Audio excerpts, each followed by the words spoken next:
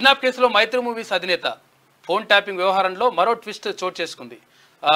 చెన్నుపాటి వేణుమాధవ్ నుంచి 40 కోట్ల రూపాయలు విలువ చేసే షేర్లు రాయించుకున్నారని ఆరోపణలతో ఆ కేసులో మైత్రి మూవీస్ అధినేత నవీన్ పేరు తెరపైకి వచ్చిందట.